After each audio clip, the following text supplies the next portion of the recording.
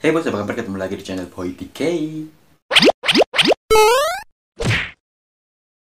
Video kali ini saya ingin membagikan tips kepada kalian bagaimana caranya menabung jika penghasilan kalian kisaran antara 1 jutaan. Seperti apa? Mari kita bahas bersama-sama. Di sini saya ingin membagikan tips kepada kalian sesuai dengan pengalaman yang saya alami saat ini. Jadi saya membagikan tips ini sesuai dengan apa yang saya sudah jalani saat ini ya. Jadi saat ini saya itu adalah salah satu karyawan kontrak di salah satu perguruan tinggi swasta yang ada di tempat tinggal saya. Nah di sini selama saya masih kontrak, gaji saya itu kisaran Rp1.300.000.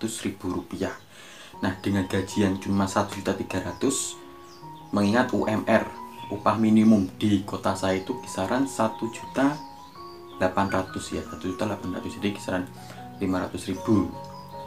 Dan gaji saya itu cuma 1.300.000, sedangkan di tempat kerja saya sebelumnya saya mendapatkan gaji kisaran antara 2 juta, di atas 2 juta, 2.100.000, 2.200.000 gitu ya. Jadi selisihnya itu lumayan. Nah untuk saya yang masih single, gaji sekitar 1.300.000 itu harusnya kalau untuk makan dan lain-lain itu kan seharusnya cukup, antara cukup dan cukup sih sebenarnya, memenuhi gaya hidup juga.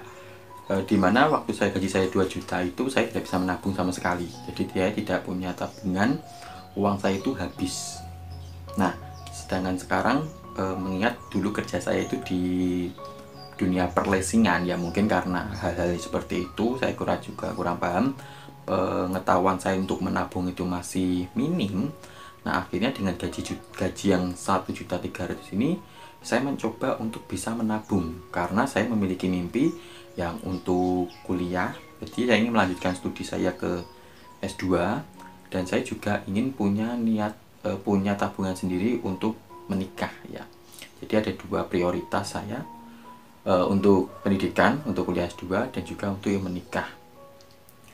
Nah bagaimana cara saya menabung agar bisa mewujudkan punya dana buat dana untuk melanjutkan kuliah dan juga untuk menikah. Nah pada kesempatan kali ini saya ingin membagikan, saya ingin sharing bagaimana cara saya menabung. Tips yang pertama yang saya lakukan adalah saya harus menyisihkan uang yang saya ingin pakai untuk menabung. Jadi saya punya gaji yang 1.300.000 itu saya bagi 3. Yang pertama itu untuk tabungan, yang kedua itu untuk bayar utang, mengingat saya punya hutang ya yang harus dibayar, walaupun ini utang bukan saya yang punya, cuma saya harus punya kewajiban untuk membayar.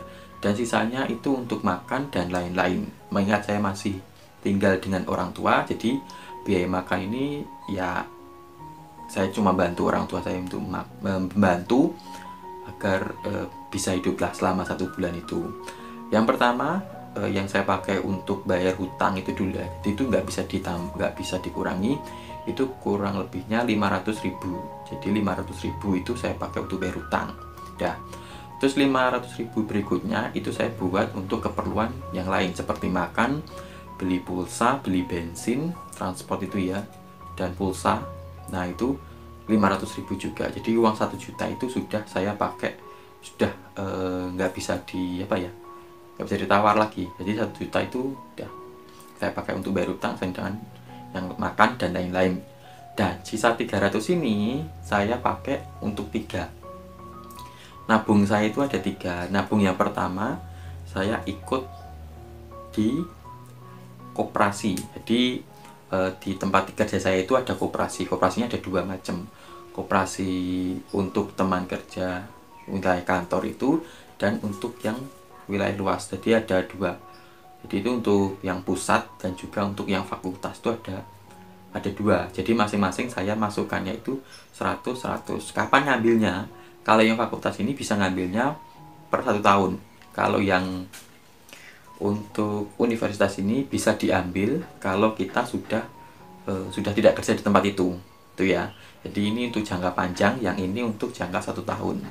Dan yang satunya 100-nya lagi ini saya pakai untuk arisan. Jadi arisan itu per minggunya itu 20.000.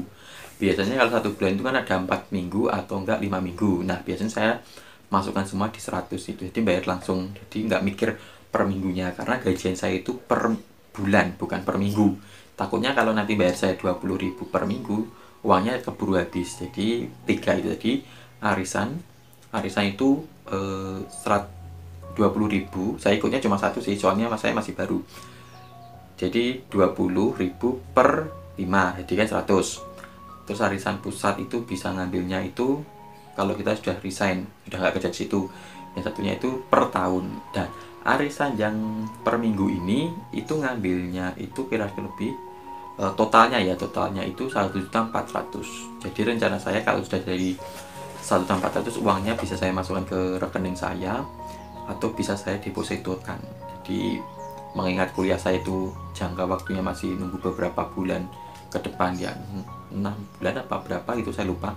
Pokoknya ini masih jangka panjang, jadi uangnya itu daripada nganggur di rekening, saya rencananya mau depositokan tuh.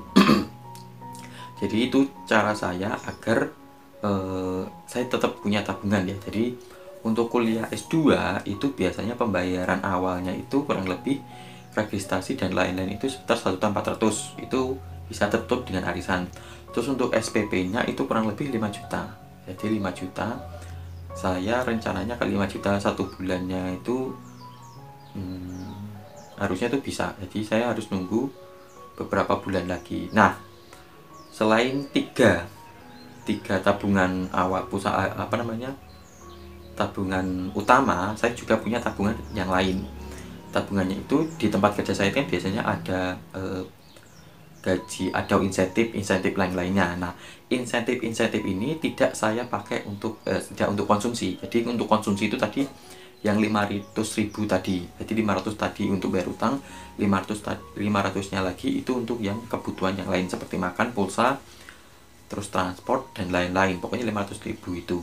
Jadi jatah saya 500.000, entah itu saya buat makan 1 bulan, atau entah saya kasihkan orang tua, atau bayar listrik juga, pulsa, transport itu. Pokoknya 500.000 itu harus cukup.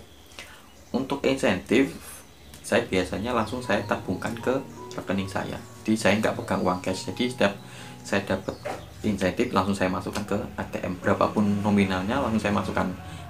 Asal itu kelipatan 50.000. Kayak 150 itu langsung saya masukkan.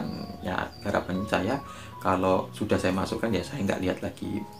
Nah, untuk rekening saya itu ada 3 juga. Saya punya 3 rekening. Rekening yang pertama itu Mandiri, terus ini BCA, dan BCA juga. BCA-nya 2. BCA khusus untuk transaksi biasa, transaksi online itu biasanya. Terus untuk buku tabunganku untuk BCA dan juga Mandiri. Nah, biasanya saya simpannya itu di Mandiri, karena di Mandiri ini saya tidak pakai m-banking. Jadi untuk ngecek segala macam kan pasti ribet ya nanti. Nah, memang saya carinya yang ribet itu. Soalnya Mandiri tempat saya itu kan jauh. Jadi mau ngecek itu kan malas kan.